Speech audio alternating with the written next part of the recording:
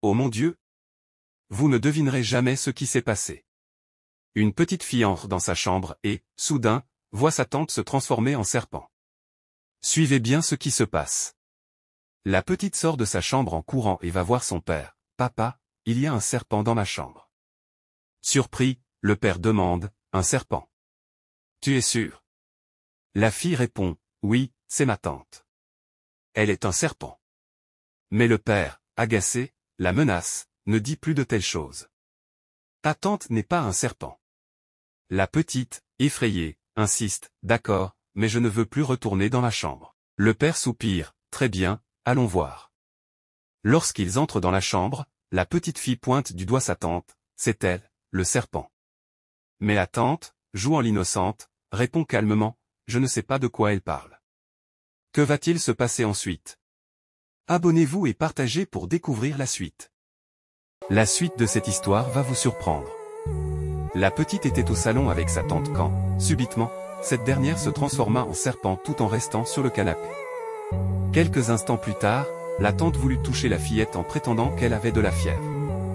Mais l'enfant refusa et lui dit de ne pas la toucher. Effrayée, la petite se mit à crier et appela son père. Ce dernier, inquiet, décida de l'emmener à l'hôpital, convaincu qu'elle était malade. Cependant, la tante s'y opposa, affirmant qu'elle allait la surveiller elle-même. Peu après, le père revint de l'hôpital en pleurant et annonça avec douleur que sa fille était morte. La tante, quant à elle, se contenta de lui dire qu'elle était désolée pour lui. Désespéré, l'homme fit appel à un pasteur. Lorsque ce dernier arriva, il demanda au père ce qui n'allait pas. L'homme lui expliqua toute l'histoire. Quelques secondes plus tard, le pasteur, visiblement troublé, demanda, « Qui est cette dame ?» L'homme répondit, « C'est la tante de ma fille. » Le pasteur s'écria alors, « Tu as amené un serpent chez toi. » Mais l'homme ne comprenait toujours pas ce qui se passait. Le pasteur, en criant, s'adressa directement à la tante, « Qui es-tu? Quelle est ta mission ?» Celle-ci répondit, « Cet homme m'appartient, et personne ne m'empêchera de le prendre. » Le pasteur répliqua avec autorité, « Cet homme appartient à Dieu. » Puis, il ordonna au serpent de quitter le corps de la tante. Aussitôt, le serpent disparut, et le pasteur se mit à louer et glorifier le Seigneur Tout-Puissant.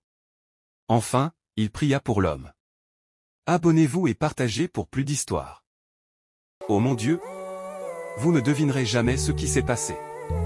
Le petit surprend sa belle-mère en train d'empoisonner sa nourriture. Suivez bien ce qui va se passer. L'Adin interpelle l'enfant et lui demande de venir manger, mais le petit comprend la situation et lui demande une boisson à boire. Lorsqu'elle part chercher la boisson, l'enfant en profite pour échanger la nourriture. À son retour, le petit lui demande de déposer la boisson et lui dit qu'il la boira après avoir fini de manger. Quelques instants plus tard, la belle-mère entre dans la chambre et appelle son mari pour lui annoncer que l'enfant a bien mangé la nourriture et qu'il peut se réjouir.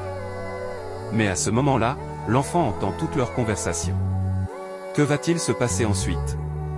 Abonnez-vous et partagez pour découvrir la suite.